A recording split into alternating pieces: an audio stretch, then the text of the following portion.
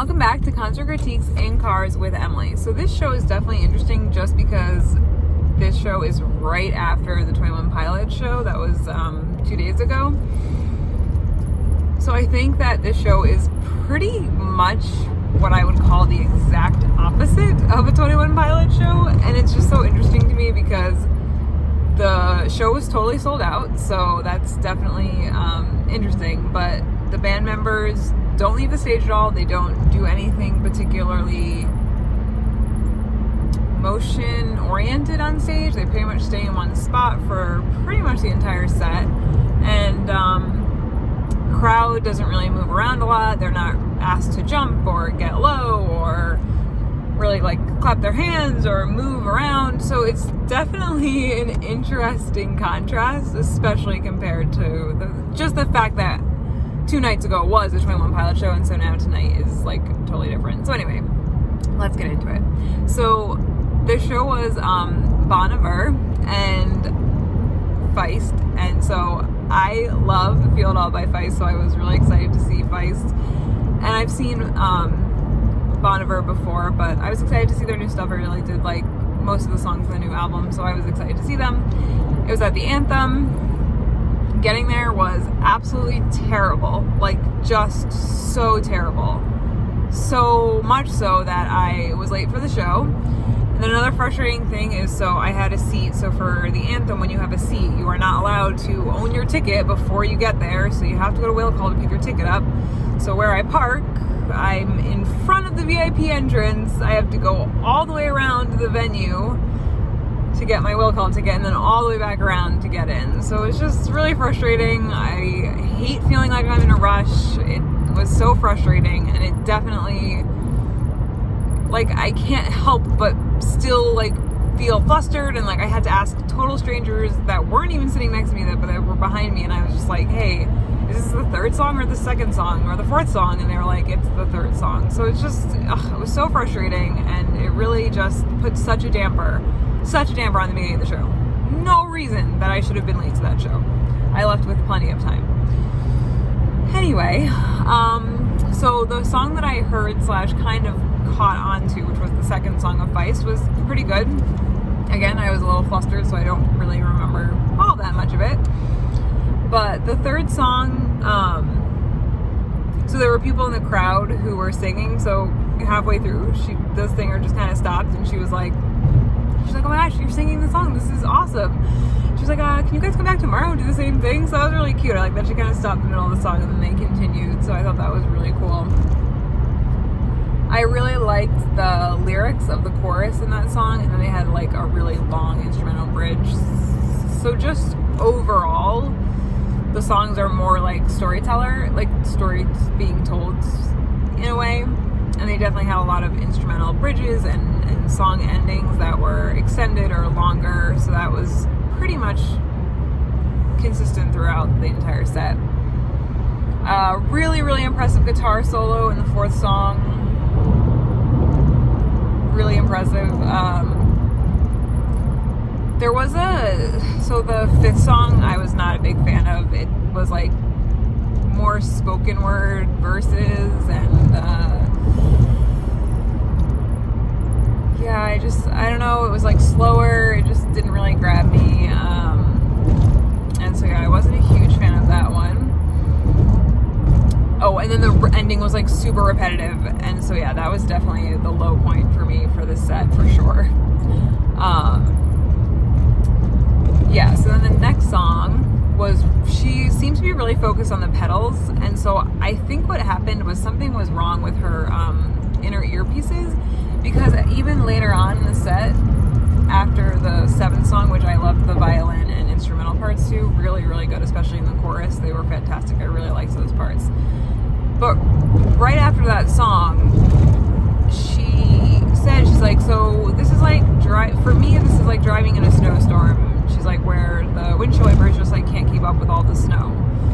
And she talked about how she couldn't hear us. No, sorry, she could hear us, but she couldn't hear herself. So I'm assuming something was not right with her earpiece. And so for the next song, Feel It All, I was so excited that they were playing that song. I really was just like super super thrilled. I love that song. I've loved that song for a really long time. I couldn't wait to hear it. I was so glad that they didn't play it first for some reason and they waited towards the end. Oh my gosh, I was just so glad that I got to see that song live. I would have been so upset if they had played that at the beginning and I had missed it. So that was really fun. She definitely like changed the way certain parts were sang, so I really liked that.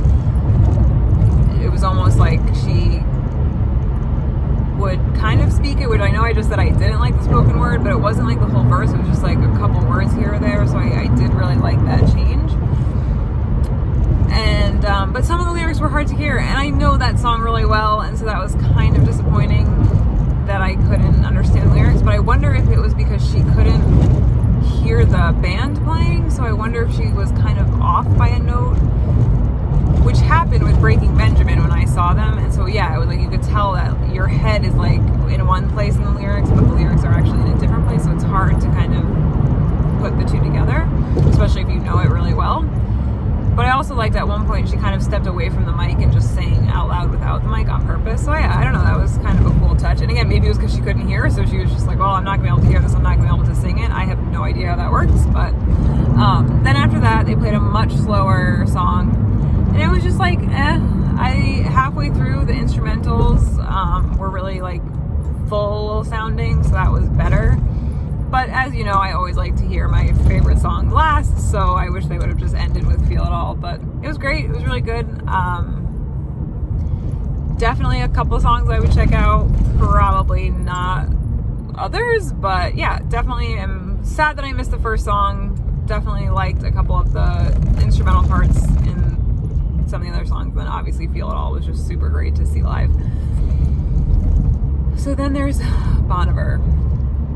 They had a really cool setup. It was like little bird mouths of instruments, and so there were 6 of these like mini stages, and they had angled lights around them, and they all had their instruments that they would play. So that was a pretty cool setup. And again, like I said, they didn't really move around a lot, so they were basically like in their little nest the whole time, which was fine. And like the lights were cool, and it was cool because, you know, they changed the colors and stuff like that, so that was interesting and cool, but definitely very different from 2 nights ago's show. So the first song they played was off their new album, and so they played it. It's the first song off their newest album, so it's just like there's like recording behind it, like spoken voices, and it's just like music. So they came out to that song, so as that song was playing, the band members were coming out onto the stage, and then they went right into the second song, which kind of mirrors that first song, so that totally made sense logically. It was great because I like both of those songs, and I like that transition, and I thought it was really good. Yeah, so just in general, like for like as a disclaimer for this whole thing that I'm going to talk about, when I'm listening to it recorded, I tend to not be able to understand Bon Iver's lyrics. They're just hard to understand in general, and like even Holocene, which I've listened to probably at least 100 plus times, still don't actually know what the lyrics say. I mean, I've made up my own sound connections, but they're definitely not the right lyrics. So that's definitely a thing to like keep in mind, whereas I might judge another band more harshly for not being able to understand the lyrics. I don't as harshly with this band because I can't understand lyrics to begin with, and honestly I just kind of think of them as like a Sigur Rós, where they're like just making up words and putting things together, so which is not necessarily true, but that's just kind of maybe why I'll be a little less harsh on the whole I didn't understand the lyrics part of this as opposed to other bands. So yeah, anyway, sorry, let me just switch over my notes here. Yeah, so they played a lot of good songs that had a lot of short, quick notes, which I really, really liked. And then they had a lot of just okay songs. So there was definitely Roller Coaster moments where I really, really liked songs, and I was like, like it's okay. And like even just like what I was just talking about. So after that second song, they had another song that had like short, quick notes. They had a song that was fine. It wasn't bad. It was just okay. And then after that, I really liked the next song because it had short, quick notes again. So that was definitely like an immediate like roller coaster. And then after that, they had like a song with filtered singing, and so I really, really liked that. And I definitely, that song in particular, I could understand a lot more of the lyrics, so that was really nice too. Then they played a new one off their album that I recognized like really pretty well, so that was really exciting that I actually was like, oh hey, I know this song and I like this song and it's awesome. Then they had another song that was after that song, which I again knew more than the previous songs other than the first two. They played like almost just a traditional, like slower pop song, kind of rock pop, I guess. And except for there was one guitar transition which was kind of like out there, but yeah, it definitely was not a highlight for me. It was just, I don't know, I just didn't really enjoy it. I've never heard it before. It just was very boring and plain, which is not really Bonimer's style. So yeah, that was definitely a low for me for sure. And again, roller coaster, right? Loved two songs, not so much. So yeah. Then they played another slower song, but this one I did recognize, even though I didn't know it that well, which was great because I really liked it, and especially after coming off of a song that was not as interesting to me. Then they definitely played a more popular song, and I was able to understand so many of the lyrics, so that was awesome. I really liked that song, even though I didn't necessarily like super know it well. I did really like it. And after that, they talked about safe. Oh no, sorry, that comes later. After that, they talked about Bruce Hornsby. I had no idea who he was until tonight, and so I had no idea. So they brought him out on stage, and they were saying like, well, you know, we didn't really write the song, and we definitely couldn't play it. So when Bruce Hornsby came, and he definitely like can tell that we couldn't play it. So there was a piano, not in one of those little egg nest things. It was next to the lead singer's little egg nest. And they played I Can't Make You Love Me, which was awesome. Like, just such a throwback, right? It was really awesome. And then they had a really, really cool instrumental bridge and ending. I really liked that. So I thought that was an interesting choice, definitely, and definitely interesting to, I guess, meet a new artist who's very popular. So after Bruce gets off stage, or is going off stage, the crowd, it sounded like people were booing, and I was like, oh my gosh, that's terrible, but they were going, Bruce! So that was kind of funny, because the lead singer definitely mentioned that a couple times, so that was pretty cool. The next song I really liked because both drummers had this like very succinct like notes to play, and they were playing it in sync, so it was really cool effect for the song, and it definitely had like a more rock feel, which I thought was, again, just like more upbeat song, especially after one of the slower songs. So that was a really good choice. I thought that was a really nice song. And then after that was another great follow-up. I really liked the chorus to that one. Then they played a new song off their newer album that I recognized and really liked. And again, any song of theirs that I recognize, I'm like, oh yeah, this is great. So I liked that. They played another newer song off their album. And then after that, they introduced the band. And I didn't realize this, but the female band member is from Baltimore. So that was pretty cool. It's kind of a little bit local. Then after that, they played, it was just the sax and the synth. And I definitely knew it. And so that was a cool song too. And it was funny because after he introduced all the band members, he was like, but this song is just me and this guy, the saxophonist, so we don't care about them. So that was like just, again, kind of a good time to introduce the band with like a funny little anecdote-y thing at the end. So that was really just good. Again, recognize a couple songs. Then after that, Bruce came back out, and this song I did not recognize at all, but he had an extended piano and guitar bridge / ending. It was alright. Again, it was like towards the end, I was like, alright, are we done with this piano and guitar thing? Because it's great. I'm ready. So yeah, so I was a little bit ready to be done with that song. This is when they talk about DC Safe. So after that, they talked about DC Safe, which is a program that helps people who are in domestic abuse situations get the help that they need to escape that situation.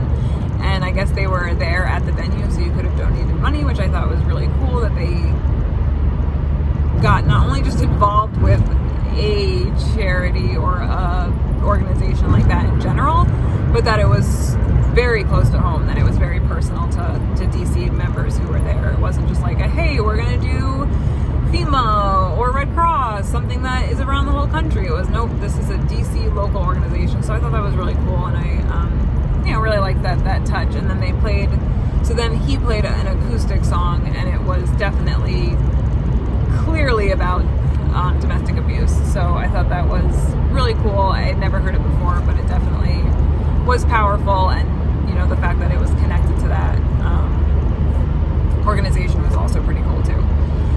So then, that I'm almost done. So then the full band came back on, and then they played Holocene. So finally a song that I knew really, really well. It was definitely the highlight of the show for me, for sure.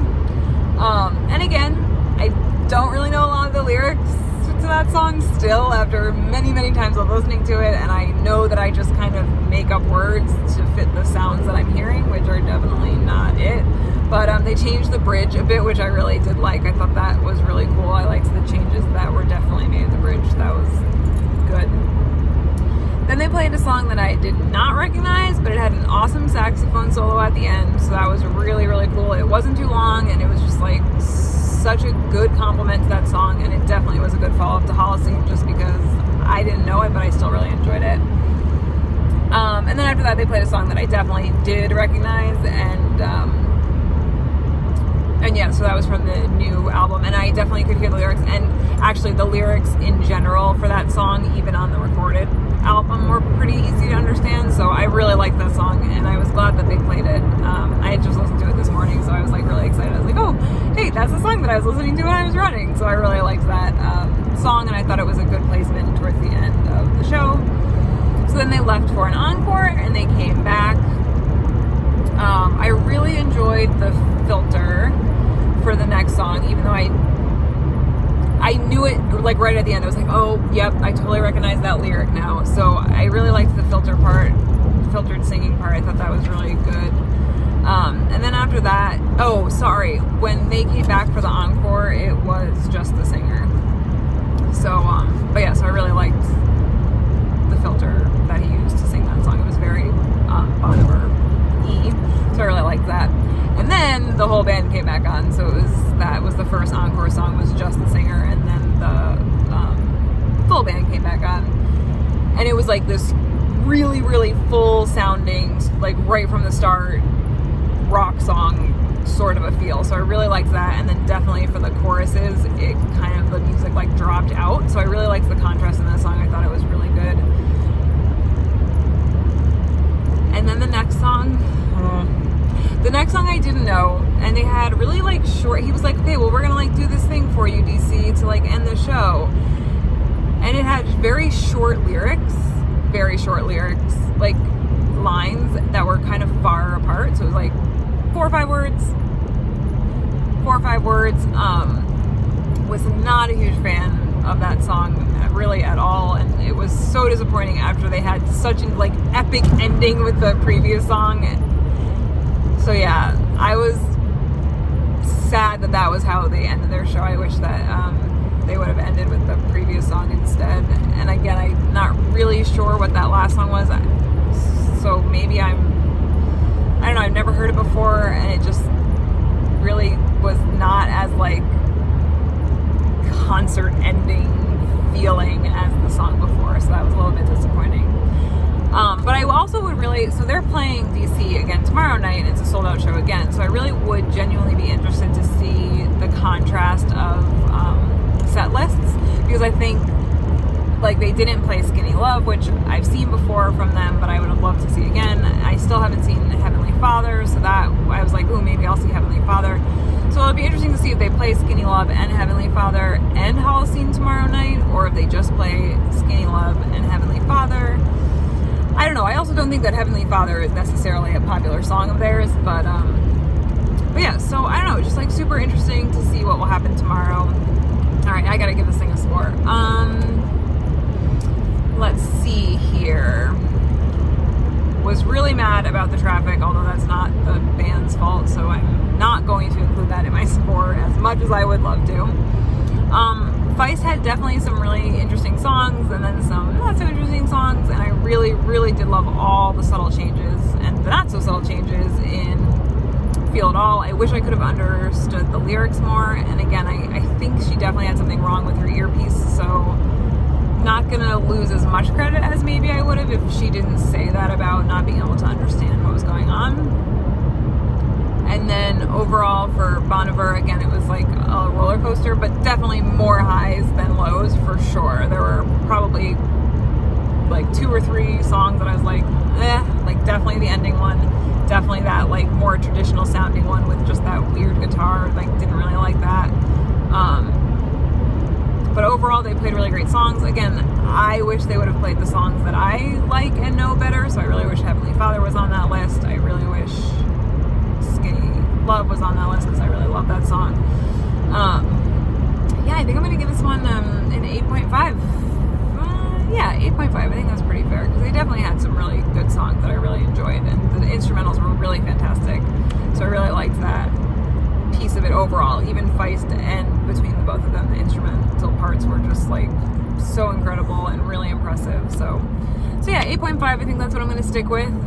Let me know what you think. Were you there? Are you going tomorrow? Did you want to go but couldn't? Have you gone to a different show in a different city? Let me know what you think. Comment, like, subscribe, and I'll see you guys next time. Bye.